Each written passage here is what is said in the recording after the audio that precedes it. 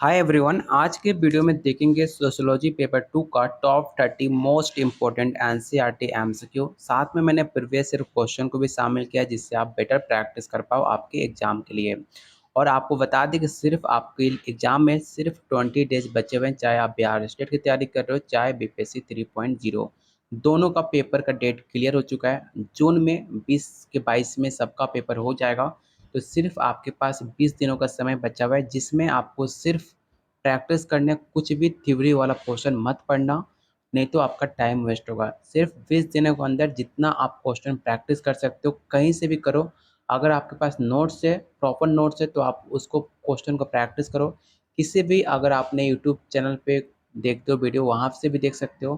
किसी भी प्लेटफॉर्म पे आपने अगर कोई कोर्स लिया हुआ है तो उससे भी अगर आपने क्वेश्चन उसने दिया हुआ है तो बस आप क्वेश्चन को प्रैक्टिस करो। उसी के लिए मैंने आपको 1000 प्लस क्वेश्चन आंसर आसान भाषा में व्याख्या सहित दिया है जिससे आप बेटर प्रैक्टिस कर पाओ और सिर्फ 20 डेज के अंदर आप अपना पेपर को क्वालिफाई कर सकते हो। और मोस्ट इम्पोर्टेंट, एनसीईआरटी बिल्कुल मिस मत करना। अगर आपने कुछ भी नहीं पढ़ा, अभी कुछ भी टाइम नहीं है, तो सबसे पहले आप एनसीईआरटी जरूर कंप्लीट करना, उसके बाद ही कुछ क्वेश्चन को अटेम्प्ट करना। क्योंकि एनसीईआरटी से पिछली बार आपके एग्जाम में क्वेश्चन देखने को मिला था, डायरेक्ट क्वेश्चन पूछे गए थे। तो इसलिए आपको इतना फोर्स कर रहा हूँ कि एनसीईआरटी के बिना आप एग्जाम में बैठने मत जाना, जो आपके एग्जाम के लिए काफ़ी ज़्यादा इंपॉर्टेंट है। साथ में आपको मोस्ट इम्पॉर्टेंट जो जितने भी एमसीक्यू हैं आपके एग्जाम के लिए, सब कुछ मिलेगा सिर्फ 251 में, जिसके अंदर आपको 1000 प्लस क्वेश्चन, एनसीईआरटी क्लास 11-12 का क्वेश्चन आंसर और most important MCQ, BPSC TRE 1, BPRC TR 2 और बिहार स्टेट का previous year question answer. Total सब कुछ मिलेगा सिर्फ 251 के अंदर। और आपको गाइड भी किया जाएगा कि कैसे आप सिर्फ 20 डेज के अंदर अपना पेपर को क्वालिफाई आप कर सकते हो। तो इस नंबर पे आप मुझे व्हाट्सअप कर सकते हो, बाकी डिटेल्स आपको यहाँ पर शेयर कर दी जाएगी।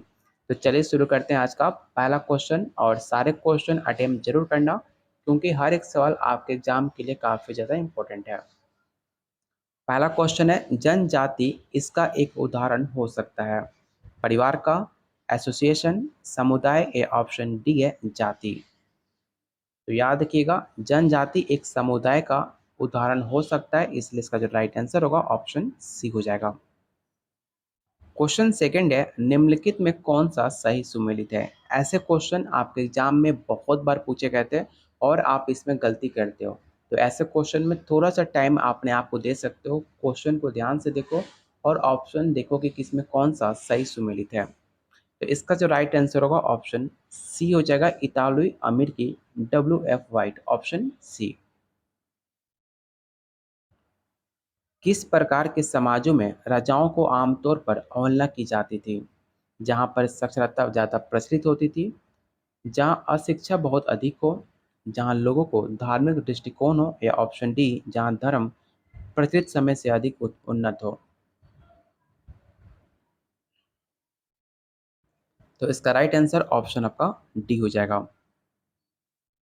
क्वेश्चन नंबर 4, आपको बताना है कि निम्नलिखित में कौन सा स्टेटमेंट आपका सही है। यहाँ पर 4 ऑप्शन दिए गए हैं और चारों ऑप्शन को रीड करना है और बताना है इसमें कौन सा स्टेटमेंट आपका सही है। तो याद रखिएगा, ऑप्शन बी, जनसांख्यिकी अध्ययन भविष्य की जनसंख्या चाल का पूर्वानुमान लगाने का प्रयास करते हैं, ये ऑप्शन बी आपका राइट आंसर होगा क्योंकि आपसे राइट स्टेटमेंट पूछा गया था। चलते हैं क्वेश्चन नंबर 5 पे। आपको बताना है कि जनसांख्यिकी किससे ली गई शब्द है? लैटिन शब्द से, ग्रीक शब्द, स्पेनिश शब्द, या ऑप्शन डी है पोलिनेशियन शब्द। ऐसे सवाल आपके एग्जाम में स्टेट के पेपर में स्पेशली सवाल पूछे जाते हैं। तो इसका जो राइट आंसर होगा ऑप्शन बी हो जाएगा, ग्रीक शब्द। निम्नलिखित में किसने भारतीय जनजातियों को पिछड़ा हिंदू माना था? काफ़ी मोस्ट इंपॉर्टेंट क्वेश्चन है क्योंकि ऑलरेडी सवाल आपके पेपर में पूछा भी जा चुका है। तो इस क्वेश्चन को याद जरूर रखना। पहला ऑप्शन है रिसले, हटन, घुरिये, या ऑप्शन डी है TN मडन। तो इसका राइट आंसर ऑप्शन सी हो जाएगा।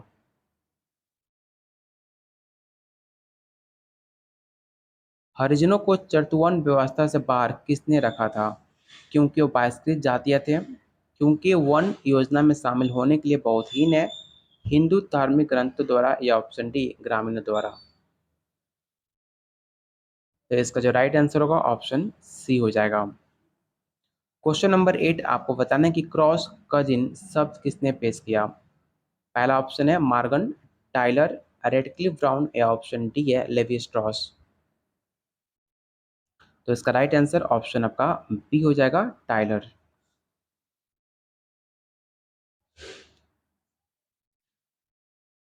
समाज को सामाजिक रिश्तों के जाल के रूप में किसने परिभाषित किया है। ये स्टेटमेंट काफ़ी ज़्यादा इंपॉर्टेंट है, इसे याद रखना। ये स्टेटमेंट आपको किसके द्वारा दिया गया था आपको बताना है। पहला ऑप्शन है Talcott Parsons, Emile Durkheim, R M MacIver या ऑप्शन डी या आर के मटन। तो इसका जो राइट आंसर होगा ऑप्शन सी हो जाएगा। मानक विचलन किसका वर्ग कहलाता है। विचरण का, गुणांक का, मतलब का या ऑप्शन डी इनमें से कोई नहीं।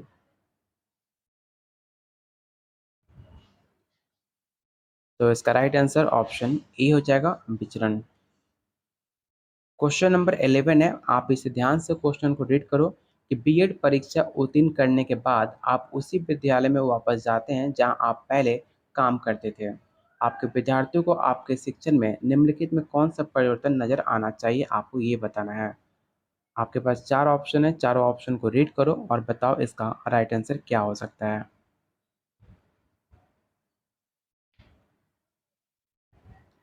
तो इसमें सबसे जो बेटर ऑप्शन है ऑप्शन डी। उन्हें लगता है कि आप उन्हें स्वयं सीखने के लिए अधिक अवसर दे रहे हैं। ऑप्शन डी इसका राइट आंसर होगा। क्वेश्चन नंबर 12 आपको बताना है कि निम्नलिखित कथनों पर विचार कीजिए। एक आपका यहाँ पे स्टेटमेंट दिया गया है कि भारत में मृत्यु दर में गिरावट का मुख्य कारण क्या है। पहला ऑप्शन है चिकित्सा प्रौद्योगिकी में उन्नति, स्वास्थ्य देखभाल सेवाओं में वृद्धि, परिवार नियोजन कार्यक्रम या ऑप्शन डी है पौष्टिक भोजन कार्यक्रम। तो याद रखिएगा इसमें जो मुख्य कारण माने जाते हैं वो चिकित्सा प्रौद्योगिकी में उन्नति और स्वास्थ्य देखभाल सेवाओं में वृद्धि। इसलिए आपको मृत्यु दर में गिरावट देखने को मिली है। जब आपका हॉस्पिटल में मैक्सिमम फैसिलिटी अवेलेबल रहेगा तो बच्चे की मृत्यु काफ़ी कम होगी। और स्वास्थ्य देखभाल जब आप हेल्थ इंश्योरेंस, हेल्थ डॉक्टर, अच्छे डॉक्टर आप रखोगे तो भी आपको भारत में मृत्यु दर कम देखने को मिलेगी। तो ये दो आपके मेन रीज़न है जिसमें मुख्य गिरावट देखने को मिलता है भारत में मृत्यु दर की। तो इसका राइट आंसर क्या होगा। तो इसका राइट आंसर होगा ऑप्शन सी केवल 1 और 2। क्वेश्चन नंबर 13 दुर्खिम समाजशास्त्र में एक अलग दृष्टिकोण के रूप में कार्यात्मकता स्थापित करने वाले पहले व्यक्ति थे। समाजशास्त्री को सही समूह की पहचान करें जिन्होंने इस दृष्टिकोण में और अधिक योगदान दिया है। तो आपके पास चार ऑप्शन है और बताइए इस चार ऑप्शन में कौन सा राइट आंसर हो सकता है। तो इसका राइट आंसर ऑप्शन ए हो जाएगा। क्वेश्चन नंबर 14 आपको बताना है कि सामंतवाद में पूंजीवाद में परिवर्तन को कैसे समझा जा सकता है। मूल्य में परिवर्तन, व्यवस्था परिवर्तन या ऑप्शन डी है राजनीतिक व्यवस्था में परिवर्तन। तो इसका जो राइट आंसर होगा ऑप्शन बी हो जाएगा। और आप लोगों से रिक्वेस्ट है कि जिन्होंने अभी तक वीडियो को लाइक नहीं किया तो प्लीज़ वीडियो को लाइक कर देना, क्योंकि एक तो आप लोग के लिए के पाठक ने तो ऐसे ही आतंक मचा रखा हुआ है। उसने इतने गर्मी में 1 बजे तक क्लास चलवा रहा है, ऊपर से इतने धूप में आकर आप लोग के लिए धूप में बैठकर छत में इतनी गर्मी हो रही है, फिर भी आप लोग के लिए वीडियो बना रहा हूँ क्योंकि आपका एग्ज़ाम नज़दीक है। मैं चाहता हूँ कि आपका कुछ लाइफ में कुछ अच्छा हो, आप जो मैं कराऊँ आपके एग्ज़ाम में डायरेक्ट क्वेश्चन देखने को मिले। तो मेरी तरफ से हर प्रयास है आप लोग के लिए कि मैं आप लोग के लिए और ज़्यादा मेहनत करूँ और आप लोग के लिए ऐसे ही बेहतरीन क्वेश्चन लाऊँ जो आपको पेपर में डायरेक्ट क्वेश्चन देखने को मिले। तो प्लीज़ आप लोग वीडियो को लाइक और शेयर ज़रूर करना, क्योंकि आपका एक लाइक मुझे काफ़ी मोटिवेट करेगा आप लोग के लिए डेली ऐसे क्वेश्चन लाने के लिए। और मुझे काफ़ी खुशी होती है जब आप वीडियो को लाइक करते हो। तो प्लीज़ वीडियो को लाइक ज़रूर करना। क्वेश्चन नंबर 15 है, निम्नलिखित में समुदाय की विशेषता की पहचान करें। पहला ऑप्शन है सामूहिक जीवन, स्वैच्छिक सदस्यता, अस्थायी सदस्यता या ऑप्शन डी है निश्चित लक्ष्य। तो इसका जो राइट आंसर होगा ऑप्शन ए हो जाएगा सामूहिक जीवन। निम्नलिखित में कौन सा सामाजिक संस्था का उदाहरण नहीं है। ऐसे सवाल आपके एग्जाम में काफ़ी बार पूछे गए थे, तो इस क्वेश्चन को जरूर टिक आउट करना और बताओ इसका राइट आंसर क्या हो सकता है। तो इसका राइट आंसर होगा ऑप्शन सी दहेज की परंपरा। सामाजिक संबंध में मुख्यतः क्या शामिल है। संस्थाएं, धर्म, अन्य लौकिक चेतना या ऑप्शन डी है संघ। तो इसका राइट आंसर ऑप्शन सी होगा, अन्य लौकिक चेतना। किसी निश्चित उद्देश्य को प्राप्त करने के लिए संगठित समूह को निम्नलिखित में किस नाम से जाना जाता है? पहला ऑप्शन है संस्था, समुदाय, एसोसिएशन या ऑप्शन डी है राज्य। तो याद रखिएगा, किसी भी निश्चित उद्देश्य को प्राप्त करते हो तो उसको जो संगठित समूह होता है उसको हम एसोसिएशन के नाम से जानते हैं। Option C. क्वेश्चन नंबर 19 आपको बताना है कि समाजशास्त्र के किस संस्थापक का मानना था कि वर्ग संघर्ष के कारण समाज बदलता है? पहला ऑप्शन है एमिल कॉम्टे, कार्ल मार्क्स, प्लेटो या ऑप्शन डी है हर्बर्ट स्पेंसर। तो इसका जो राइट आंसर होगा ऑप्शन बी होगा, कार्ल मार्क्स। क्वेश्चन नंबर 20 आपको बताना है कि प्रत्यक्षवाद और प्रतिप्रत्यक्षवाद के बीच अंतर का मुख्य संबंधित किससे है? तो आपके पास चार बेहतरीन ऑप्शन है और आप बताना है चारों ऑप्शन को रीड करने के बाद इसका राइट आंसर क्या हो सकता है।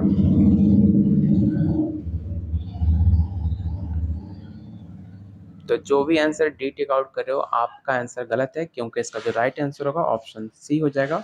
समाज शास्त्रीय अध्ययन समाज की भविष्यवाणी और सुधार कर सकता है। तो ऑप्शन सी। मात्रात्मक समाजशास्त्री डेटा एकत्र करने के लिए किसका उपयोग करेंगे? एक बारह सर्वेक्षण, साहित्य खोज, गहन साक्षात्कार या ऑप्शन डी है टेलीविजन कार्यक्रम की समीक्षा। तो याद रखिएगा, इसका जो राइट आंसर होगा ऑप्शन ए हो जाएगा। बहुत लोग का मैसेज आ रहा था कि सर मुझे काफ़ी डर लग रहा है। तो याद रखिएगा, डर उन्हें लगता है अगर आपने मेहनत किया है, अगर आपने पढ़ाई की है तो आपको डर लगना स्वाभाविक है, क्योंकि डर उनको लगता है जिन्होंने मेहनत किया है। अगर आपने कुछ भी नहीं पढ़ा है, कुछ भी आइडिया नहीं है सिलेबस क्या है, क्वेश्चन कैसे पूछता है, कुछ भी आइडिया अगर नहीं है तो आपको डर बिल्कुल नहीं लगेगा, क्योंकि आपने मेहनत की नहीं है। तो मेहनत अगर आपका पानी में जाए, चाहे आपका रिजल्ट नहीं आए तो भी आपको अफ़सोस नहीं होगा, लेकिन जिन्होंने मेहनत की है, अगर आपने टाइम दिया अपने आप पर, अपने पढ़ाई पर, तो बिल्कुल भी डरने की ज़रूरत नहीं है। अगर आपको डर लग रहा है तो ये आपके लिए पॉजिटिव है, क्योंकि जो इंसान पढ़ता है उसे डर लगता है। तो अगर आपको डर लग रहा है तो आप इसे भी पॉजिटिव रखो और जितना हो सके आप क्वेश्चन को प्रैक्टिस करो। आपके अंदर एक अलग कॉन्फिडेंट आएगा, जो आप पेपर देने जाओगे वहाँ पर आपकी कॉन्फिडेंट, आपकी विश्वास आपको दिखेगी उस दिन। तो इसलिए जितना हो सके प्रैक्टिस करो, डेली ट्राई करो मिनिमम 5 से 6 घंटे क्वेश्चन सॉल्व करने की, ठीक है? आपके एग्ज़ाम के लिए काफ़ी ज़्यादा इंपॉर्टेंट होगा। सिर्फ ये 20 दिन अगर अच्छे से आप मेहनत कर लेते हो तो आने वाले टाइम के लिए आपका फ्यूचर जो है काफ़ी ज़्यादा अच्छा हो जाएगा, ठीक है? तो क्वेश्चन नंबर 22 आपको बताना है कि वेबर का मानना था कि मनुष्य का विशुद्ध रूप से वस्तुनिष्ठ अध्ययन नहीं किया जा सकता, क्योंकि वो निम्नलिखित से प्रभावित होते हैं। पहला ऑप्शन है ड्रग्स, उनकी संस्कृति, उनकी आनुवंशिक संरचना या ऑप्शन डी है शोधकर्ता। तो इसका राइट आंसर ऑप्शन बी होगा, उनकी संस्कृति। क्वेश्चन नंबर 23 आपको बताना है कि इनमें से कौन सिद्धांत सामाजिक दुनिया को सूक्ष्म अक्षर देखने का सबसे अधिक संभावना रखता है? पहला ऑप्शन है सचनात्मक क्रियात्मक संकर्ष सिद्धांत, प्रतीकवाद या ऑप्शन डी है प्रतीकात्मक। तो इसका राइट आंसर ऑप्शन डी हो जाएगा। क्वेश्चन 24 समाजशास्त्र की विशेषता एक ऐसी परिप्रेक्ष्य से जो अग्रभूमि में रखता है? व्यक्तिगत, मनुष्य की जन्मजात प्रवृत्ति, सामाजिक संपर्क या ऑप्शन डी है अनोखे सामाजिक आयोजन। तो इसका राइट आंसर ऑप्शन सी होगा, सामाजिक संपर्क। कौन सा स्टेटमेंट समाजशास्त्री के लिए परिप्रेक्ष्य में एक्सेप्ट नहीं है? तो आपके पास चार बेहतरीन ऑप्शन है, आपको बताना है कि इनमें कौन सा राइट ऑप्शन हो सकता है। तो इसका जो राइट आंसर होगा ऑप्शन डी होगा, मनुष्य सभी प्रजातियों में सबसे अधिक जैविक रूप से निर्धारित प्रजाति माने जाते हैं। तो इसका राइट आंसर ऑप्शन डी होगा, क्योंकि आपसे नहीं पूछा गया था। क्वेश्चन नंबर 26 आपको बताना है कि मानव व्यवहार का अध्ययन करते समय समाजशास्त्री को किस बात का ध्यान रखना चाहिए? तो आपको चार ऑप्शन है, चारों ऑप्शन को रीड करो और बताओ इसका राइट आंसर क्या हो सकता है। तो इसका जो राइट आंसर होगा ऑप्शन डी होगा, मूल्य को डेटा के रूप में मानता है कि जिसका वो अध्ययन करता है। तो ऑप्शन डी इसका राइट आंसर होगा। एक समाजशास्त्री की मुख्य रुचि किसमें होती है? तो जो भी एक समाजशास्त्री है उनकी जो मुख्य रुचि होती है जिस तरह से मनुष्य एक दूसरे को परस्पर प्रभावित करते हैं, इम्प्रेस करते हैं, उनके लिए सबसे ज़्यादा इंटरेस्टिंग वही होती है। तो ऑप्शन ए इसका राइट आंसर होगा। क्वेश्चन 28, समाजशास्त्र का सबसे महत्वपूर्ण लक्ष्य कौन है? पहला ऑप्शन है समाज को समझना, समाज में होने वाली भविष्य की घटनाओं को भविष्यवाणी, समाज में घटनाओं पर नियंत्रण, या ऑप्शन डी समाज में क्रांतिकारी परिवर्तन लाना। तो क्वेश्चन 28 का जो राइट आंसर होगा ऑप्शन ए हो जाएगा, समाज को समझना। क्वेश्चन 29 आपको बताना है कि पशु समाज डैश पर आधारित है जबकि मानव समाज किस पर आधारित है। तो याद रखिएगा, पशु समाज जो भी होते हैं वो सहज प्रवृत्ति और कारण पे आधारित होते हैं। ऑप्शन ए इसका राइट आंसर होगा। और आज का लास्ट क्वेश्चन से पहले आपको बता, अगर आपने वीडियो को लाइक नहीं किया तो प्लीज़ वीडियो खत्म होने से पहले सब कोई वीडियो को लाइक करके जाएगा, क्योंकि आपका एक लाइक हमें काफ़ी मोटिवेट करेगा आप लोग के लिए आने वाले क्वेश्चन को और ज़्यादा इंपॉर्टेंट क्वेश्चन लाने के लिए। और मेरी कोशिश है कि आपका एग्ज़ाम जितना नज़दीक आएगा मैं क्वेश्चन की संख्या और बढ़ाऊँ, क्योंकि और आप लोग क्वेश्चन का प्रैक्टिस और बेटर कर पाओ।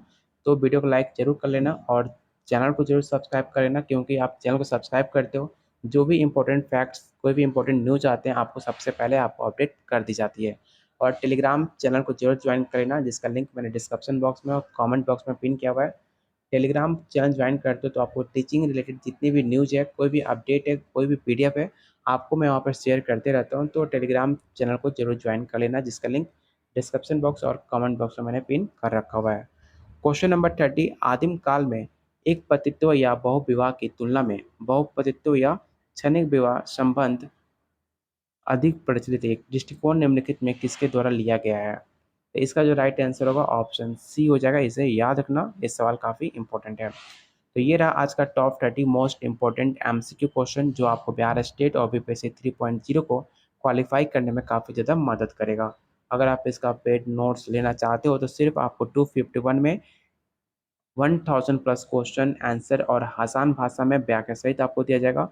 और most important NCERT chapter wise class 11 class 12 का क्वेश्चन आंसर, और आप लोग के लिए बेहतरीन एमसीक्यू जो आपको पेपर क्वालिफाई करने में काफ़ी मदद करेगा, मैं आपको वो अलग से दूंगा सिर्फ 251 में। साथ में आपको जितने भी प्रीवियस ईयर क्वेश्चन है वो भी आपको शेयर किया जाएगा। लेने के लिए आप मुझे इस नंबर पर व्हाट्सअप कर सकते हो, जो अभी तक बहुत सारे बच्चे ले चुके हैं। तो चलिए बहुत जल्द मिलते हैं अगले वीडियो में, तब तक के लिए वीडियो को लाइक करो, शेयर करो और चैनल को जरूर सब्सक्राइब कर लेना।